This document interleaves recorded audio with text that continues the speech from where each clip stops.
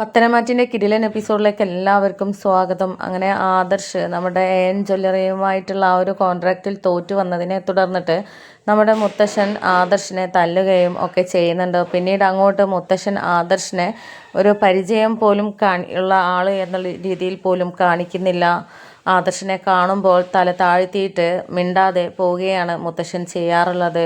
കാരണം താൻ ഇത്രയും കാലം പടുത്തുയർത്തിയ അനന്തപുരി തറവാടിൻ്റെ ആ ഒരു അന്തസ്സും ഒക്കെ ആദർശ് കാരണം നഷ്ടപ്പെട്ടിരിക്കുകയാണ്. അത് പോരാടിയിട്ട് തോറ്റതല്ല, അലസത കാണിച്ച് കിടന്നുറങ്ങി എന്നുള്ള രീതിയിലാണ് മുത്തശ്ശൻ അത് ധരിച്ചിരിക്കുന്നത്. പക്ഷേ ഇതിൻ്റെ പിന്നിലെ ചതി എന്താണ് എന്നുള്ളത് മുത്തശ്ശൻ ചിന്തിക്കുന്നില്ല. പക്ഷേ ആദർശനാണെങ്കിൽ തൻ്റെ കാര്യത്തെക്കുറിച്ച് ഒരുപാട് സംശയമുണ്ടായിരുന്നു. താൻ ഒരിക്കലും ഉറങ്ങുന്ന ആളല്ല, തനിക്ക് എന്താ പറ്റിയത്, അവിടെ എന്തോ സംഭവിച്ചിട്ടുണ്ട് എന്നുള്ള ഒരു ചിന്ത ആദർശിൻ്റെ മനസ്സിലോട്ട് വരികയാണ്. അങ്ങനെ പിന്നീട് നമ്മുടെ ആദർശന് പതിയെ പതിയെ താൻ അവിടെ നിൽക്കുന്നത് പോലും മുത്തശ്ശന് ഇഷ്ടമില്ലാത്ത അവസ്ഥയിലാണ് ഇപ്പോൾ വന്നിരിക്കുന്നത്.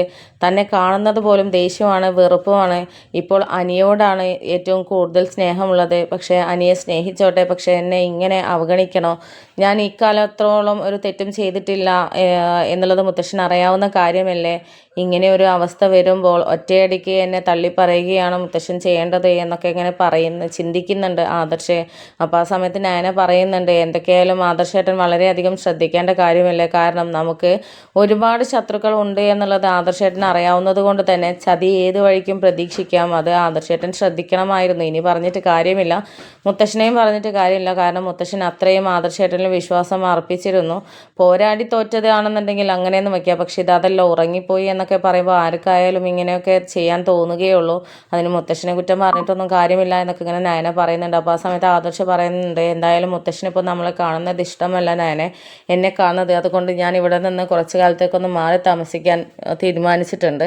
അതുകൊണ്ട് നമുക്ക് കുറച്ച് കാലം നമ്മുടെ വീട്ടിൽ, നമ്മൾ വേറെ എടുത്തുവിട്ട ഒരു വീടുണ്ടല്ലോ, അവിടെ പോയി താമസിക്കാം എന്നൊക്കെ പറയുന്നുണ്ട്. അപ്പോൾ ആ സമയത്ത് നയന പറയുന്നുണ്ട്, ആദർശേട്ടൻ എന്തൊക്കെയായി പറയുന്നത്, അങ്ങനെയുള്ള തീരുമാനങ്ങളൊന്നും എടുക്കാൻ പാടില്ല. മുത്തശ്ശൻ ആ ഒരു ദേഷ്യത്തിൽ ചെയ്തു എന്ന് കരുതിയിട്ട് വീട് വിട്ട് പോവുകയാണോ ചെയ്യേണ്ടത് എന്നൊക്കെ പറയുമ്പോൾ എന്ത് തന്നെയായാലും എനിക്ക് ഇന്ന് തന്നെ പോകണം. കാരണം മുത്തശ്ശനെ ഈ ഒരു അവസ്ഥയിൽ കാണുമ്പോൾ എനിക്ക് ഒട്ടും മൈൻഡ് ശരിയാവുന്നില്ല. ഇനി ഓഫീസിലോട്ട് മുത്തശ്ശൻ പറയാതെ ഞാൻ പോകത്തുമില്ല. കാരണം അനിയെയാണല്ലോ ഇപ്പോൾ മുത്തശ്ശൻ എല്ലാം ഏൽപ്പിച്ചിരിക്കുന്നത്.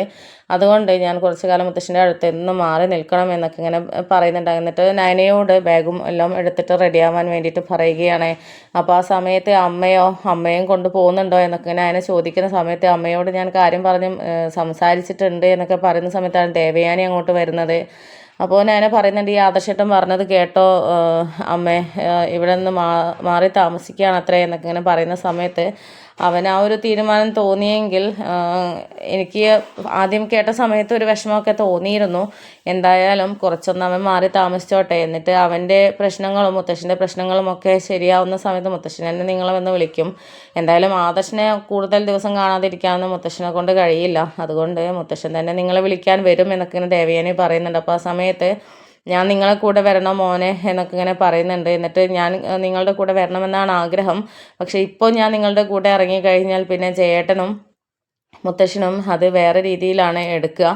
അതുകൊണ്ട് ഞാനും നിങ്ങളെ കൂടെ കൂട്ടുനിന്ന് എന്നുള്ളൊരു ധാരണ വരണ്ട. അതുകൊണ്ട് എല്ലാ വിവരവും ഞാൻ അറിയും, നിങ്ങളെന്നെ വിളിച്ചാൽ മതി എന്നുള്ള രീതിയിലൊക്കെ പറയുന്നുണ്ട്. അങ്ങനെ പിന്നീട് മുത്തശ്ശനും നമ്മുടെ ആദർശും നയനയും ദേവയാനിയോട് യാത്ര പറഞ്ഞിട്ട് ഇറങ്ങുകയാണ്.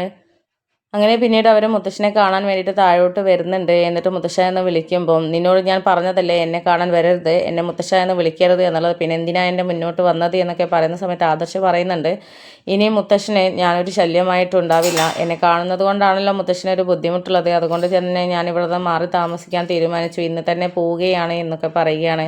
ഇത് കേട്ടപ്പോൾ മുത്തശ്ശൻ്റെ ഉള്ളൊന്ന് പെടയുന്നുണ്ട്. കാരണം ഇതുവരെ തൻ്റെ കൊച്ചുമോനെ ഇങ്ങനെ ഒരു അവസ്ഥയിൽ പിരിഞ്ഞ് നിന്നിട്ടില്ല. അതുകൊണ്ട് തന്നെ ആകെ ഞെട്ടിത്തരിച്ച് നിൽക്കുകയാണ്. പക്ഷെ ആ ഒരു ഇതൊന്നും മുഖത്ത് പ്രകടമാക്കാതെ ആ ആദർശനോട് പറയുന്നുണ്ട്, നിനക്ക് നിൻ്റെ തീരുമാനം എടുക്കാൻ നീ ആയല്ലോ, അതുകൊണ്ട് നീ തീരുമാനം എടുത്തിട്ടുണ്ടെങ്കിൽ നീ തന്നെ തീരുമാനം എടുത്ത് പോവുകയാണ് വേണ്ടത്, അല്ലാതെ എന്നോട് വന്ന് പറയേണ്ട കാര്യമില്ല എന്നൊക്കെ പറയുന്നുണ്ട്. അപ്പോൾ ആ സമയത്ത് ആദർശ് പറയുന്നുണ്ട്, മുത്തശ്ശനോട് യാത്ര പറയുക എന്നുള്ളത് എൻ്റെ മര്യാദയാണ്, പിന്നെ ഞാനൊരു തെറ്റും ചെയ്തിട്ടില്ല, അത് മുത്തശ്ശനെ ഒരിക്കൽ അത് തെളിവ് സഹിതം ഞാൻ മുത്തശ്ശനെ തന്നെ കാണിക്കും, അത് എന്തായാലും തെളിയും, അന്ന് മുത്തശ്ശൻ ഖേദിക്കേണ്ടി വരും.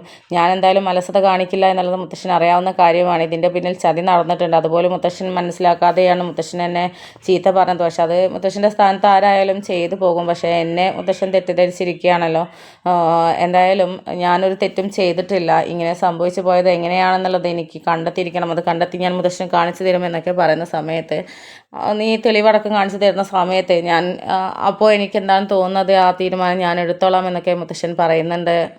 അങ്ങനെ പിന്നീട് ആദർശും നയനയും അനന്തപുരിയുടെ പടികൾ ഇറങ്ങുകയാണ്. ഒരു സങ്കടത്തോടു കൂടെ തന്നെയാണ് മുത്തശ്ശൻ നോക്കി നിൽക്കുന്നതും. എന്നിട്ട് എന്താണ് ഇതിനിടയിൽ സംഭവിച്ചത്, ഇവൻ തെറ്റുകാരനല്ല, ഇവൻ അലസത കാണിക്കില്ല എന്നുള്ളത് എനിക്കറിയാം. പക്ഷെ ആ ഒരു ദേഷ്യത്തിൽ അവനെ അടിച്ചു പോവുകയും ചെയ്തു. ഇനിയിപ്പോൾ എങ്ങനെയാണ്, എന്തായാലും ഇതിൻ്റെ പിന്നിൽ എന്താ നടന്നത് എന്നുള്ളത് അവൻ എന്നെ കണ്ടെത്തി തരും എന്നുള്ളത് ഉറപ്പാണ്. എന്തായാലും അവൻ്റെ ആ ഒരു ഇത് നടക്കട്ടെ എന്ന് മുത്തശ്ശൻ ചിന്തിക്കും.